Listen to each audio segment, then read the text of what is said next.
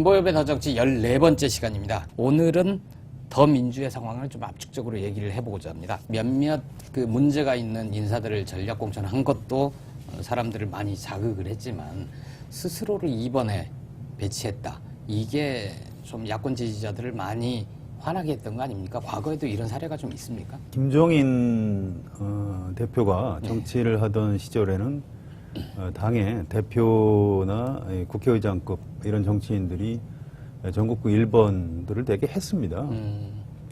그 11대 총선하고 12대 총선에서 민정당 전국구 1번은 이재형이라고요. 네. 나중에 그 대표 최고위원 했던 이제 이분이 전국구 1번을 계속했고요. 그리고 이제 13대 평민당 같은 경우에 이제 김대중 전 대통령이 87년 12월에 대선 패배 3등을 했죠. 그것 때문에 스스로 11번으로 내려갔고요. 나를 좀 꼭 당선시켜달라.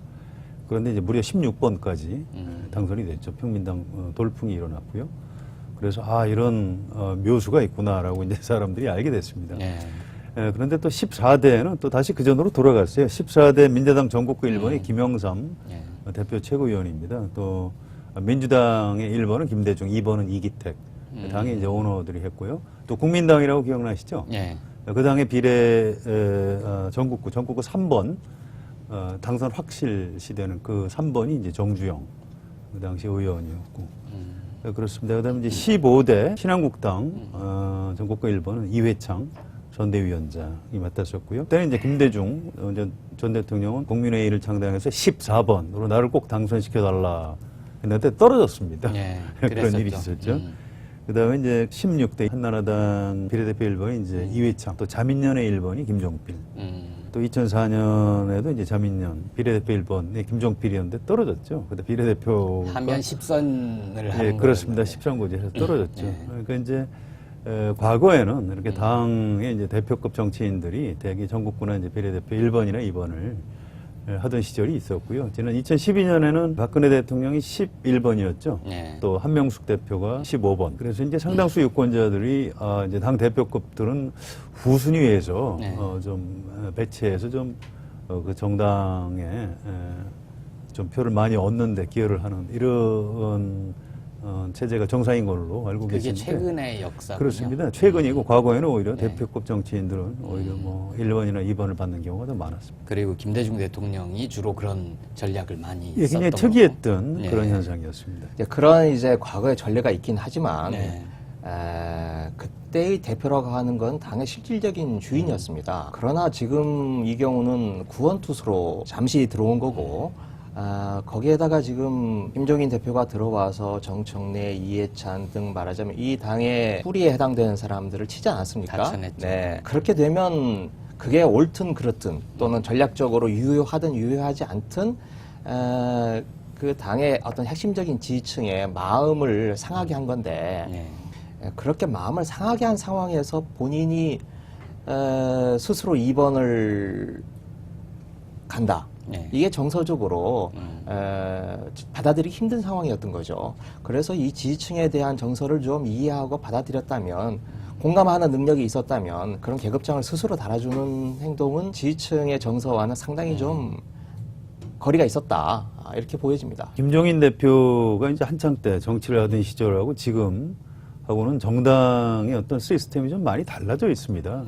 과거에는 이제 총재 중심 체제였죠. 그래서 제왕적 총재라고 하고요. 또 김종인 대표는 어떤 최고 권력자를 직접 설득해서 자기 어떤 가치관과 정책들을 구현해내는 이런 정치에 익숙한 그런 정책 전문가죠. 과거에 재형저축이나 건강보험 도입할 때 이제 박정희 대통령을 직접 설득했고요. 또 전두환, 노태우 시절 다 마찬가지입니다. 최고 권력자 귀를 딱 잡아서 설득해서 관철해내는. 지난번 이제 박근혜 대통령도 마찬가지죠. 그런 정치에 이제 익숙한 사람인데 사실은 그 사이에 우리나라의 이제 제왕적 총재가 사라졌고요. 지금 여야가 다 마찬가지인데 당원 당규를 굉장히 이제 복잡하게 만들기 시작했습니다. 과거에는 이제 총재가 다 알아서 하던 거를 당원 당규에다 넣기 시작했는데 지금 여당은 그래도 현직 대통령이 뭐 다 해도 그 권위에 그냥 이렇게 지지자들이나 당원들이나 의원들이나 그냥 따라가는 이런 시스템으로 작동이 되고 있는데요. 공천도 그렇게 하고 있고요. 예, 그렇습니다. 공천이 지금 그렇게 벌어지고 있죠. 그런데 지금 야당은 그런 정당이 아닙니다. 과거에 이제 김대중 전 대통령이 사라진 다음에는 이 야당의 어떤 리더십이라고 할까요? 그 시스템 자체가 좀 붕괴되어 있는 상태고요. 그래서 이제 열린우리당 의장이 과거에 6개월마다 한 번씩 바뀌었고. 근데 이런 히스토리나 이런 문화에 대해서 김종인 대표가 이제 알질 못하는 거죠. 그래서 이제 그 부분에 대해서 판단을 잘못해서 이 정당의 의원들하고 지지자들의 마음에 좀 상처를 깊게 준 것 같습니다. 그러니까 김종인을 어떻게 이해해야 되느냐 이게 많은 사람들이 궁금해했는데 그 중에 한 코드가 되겠네요. 그렇습니다. 옛날 정치인이었고 예전에 그게 관행이었으니 이게 예. 내가 앞번호 한다고 한들 뭐가 문제냐. 그 세대 격차가 있고 또 여야 정치 문화의 격차가 있고 그 두 가지 격차가 다 동시에 작동을 한 거죠. 최대한 선의로 해석을 해보면 그런 문화적 차이도 있고 또 다른 계산이나 뭐 이런 것도 좀 있지 않을까요? 김종인 대표가 선거에서 이기기 위해서 이른바 중도층으로 외연을 확장한다. 그리고 국민의당이 제3정당을 표방하면서 중도층에 어필하려고 하니 경쟁 관계에서 더 국민의당이 잠식해 갈 중도층을 먼저 선점을 하겠다. 뭐 이렇게도 해석을 할 수 있겠죠. 그런데 이건 어디까지나 선의이고 저는 김종인 대표가 욕심이 생겼다고 생각을 합니다. 네, 처음부터 그랬던 건 아닌 것 같은데 하는 말마다 다 환영을 받고 자신이 취하는 조처마다 당의 분위기를 바꾸고 기선을 제압하는 그런 걸로 받아들이지 않았습니까? 그러면서 전 욕심이 생겼다라고 생각을 하는데 이제 가장 대표적인 게 이번 비례 문제에서 드러나는데 당 관계자들을 이야기를 들어보면 200명 정도가 처음에 신청을 했죠. 그래서 공천관리위원회에서 40명 정도로 줄여서 비대위에 올렸습니다. 그런데 A, B, C 그룹으로 해서 40여 명 명단 올려놓은 걸 보니까 공관위원회에서 보지 못한 그런 사람들이 A그룹에 아주 중요하게 배치가 되어 있었다는 거예요. A그룹은 당선 1번부터 10번까지죠. 1번부터 10번까지. 그게 이제 확실한. 다른 비대위원들이 넣은 것도 있겠지만, 이제 대표적으로 이제 박정원 공군참모총장이죠.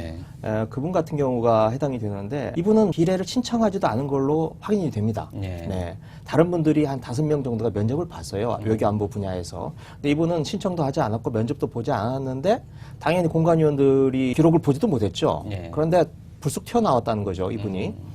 그래서 제가 한번 그 김종인 대표 측근에게 물어봤더니 김종인 대표가 평소 주머니 속에 관리하고 있던 분이다. 이런 표현을 써요.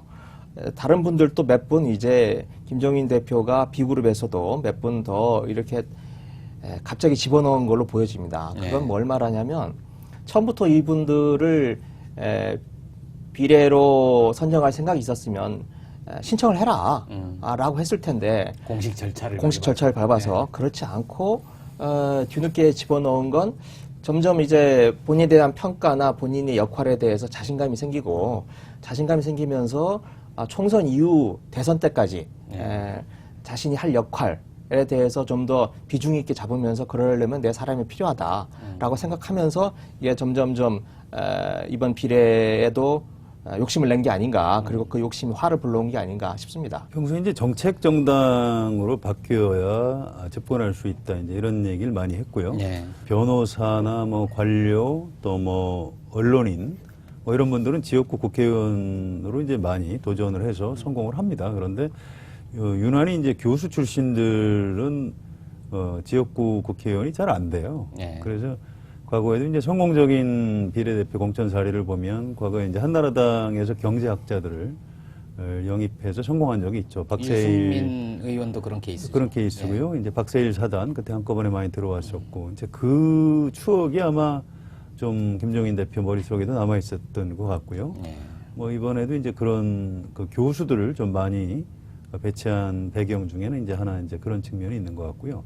또 한 가지는 이제 기자들이 지금 다 취재를 못해서 그런데 몇 사람은 그 비대위원들이 한 사람씩 당선권 10번 이내에 밀어넣었다고 합니다. 그렇습니까? 예, 그게 이제 정확히 파악이 안 되는데 이제 그 책임까지 다 지금 김종인 대표가 이제 전부 다 뒤집어 쓰는. 그래서 김종인 대표가 이제 잘못한 게 여러 가지가 있는데 실제 잘못한 게 뭐 한 60% 정도라면 나머지 40% 비대위원들이 잘못한 것까지 덤태기 써서 덤태기를 써서 대표로 욕을 먹고 있는 대표로 욕을 먹고 원래 이제 정당의 대표가 대표로 욕을 먹는 자리인데요. 네. 아마 그래서 어제 좀 더 화가 많이 났다 뭐 그런 전언들이 있습니다. 김종인 대표는 이 중도 보수 쪽으로 좀 외연을 확장하면서 앞으로 상황이 새누리당을 도저히 못 찍는 사람들이 생길 거다. 그런 사람들까지 우리가 다 받아 안아야 된다.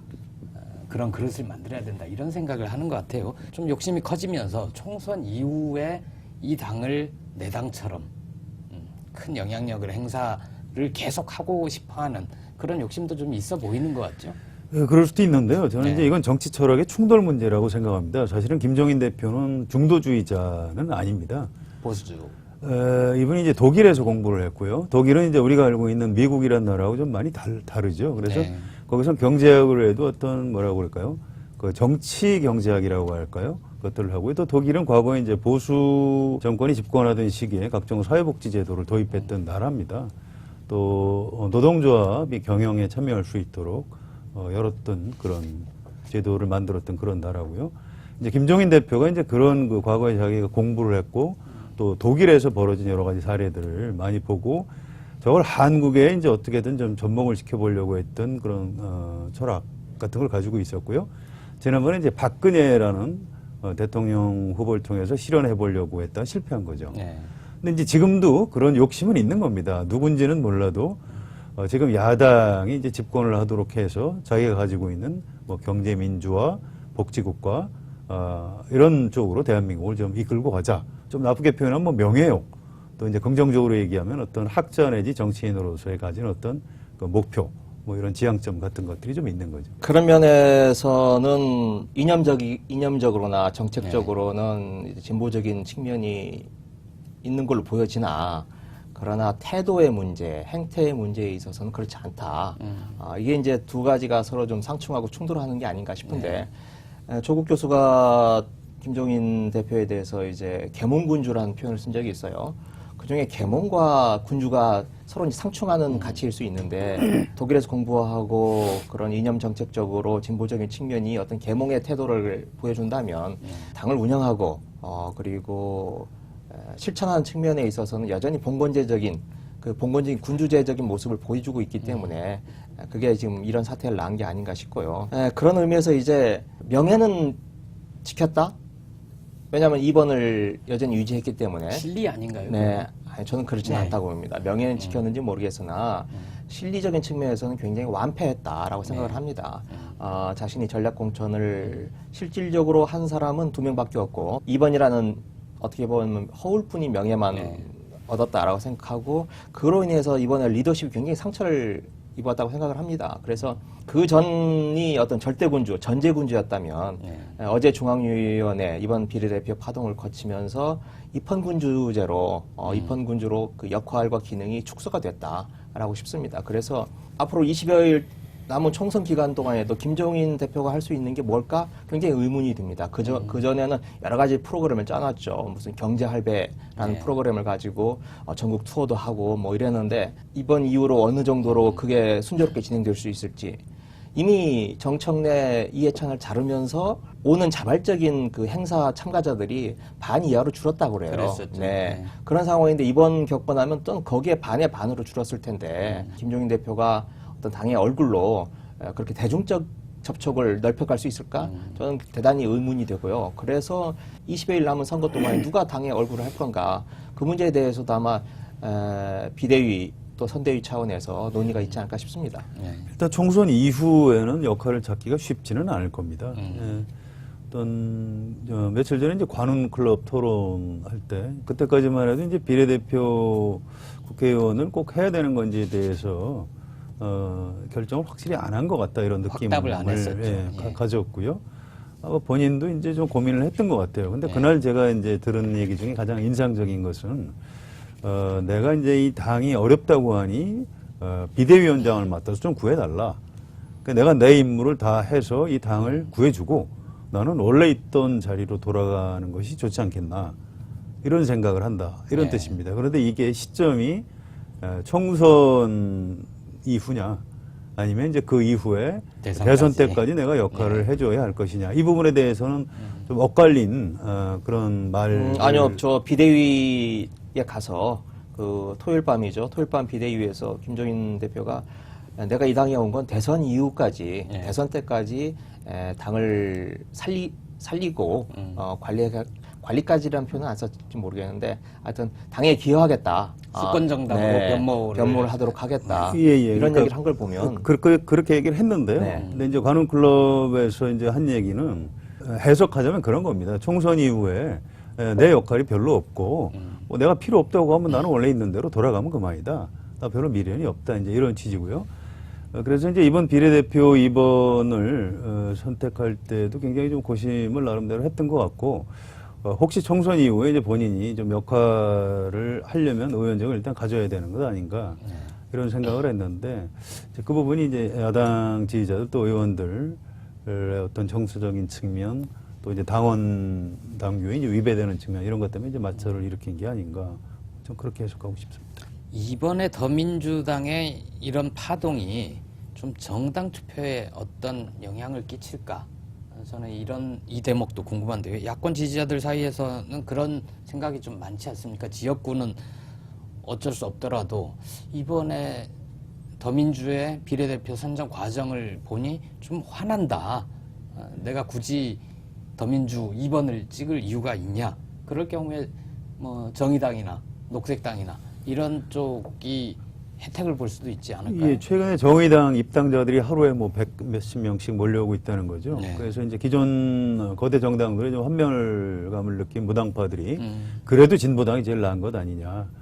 이제 이런 현상이 좀 나타나고 있는데요. 뭐 어쨌든 일시적인 현상이지만 진보 정당이 좀 강화되는 건 뭐 나쁜 일은 아닌 것 같습니다.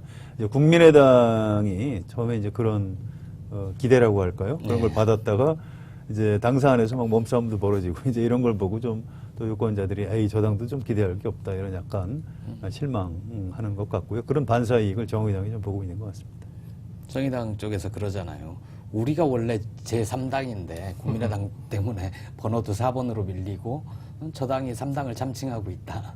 이런 주장을 좀 하더라고요. 예, 슬슬 마무리할까요? 오늘은 그 롤러코스터를 탔던 더민주 상황을 집중적으로 살펴봤습니다. 지금까지 상황을 보면 누가 잘하나가 아니라 누가 못하나 경쟁하는 것 같은 느낌입니다. 그래서 심상정 정의당 대표가 이런 얘기까지 했네요. 지금 대한민국 정당들은 혁신이 아니라 퇴행을 향해 경주를 벌이고 있다. 이렇게 평했는데요. 그 결말을 지켜보는 데는 이제 시간이 얼마 남지 않은 것 같습니다. 20일 정도 뒤면 최종 결정이 될 것 같고요. 더 정치 14번째 시간은 여기까지입니다. 고맙습니다.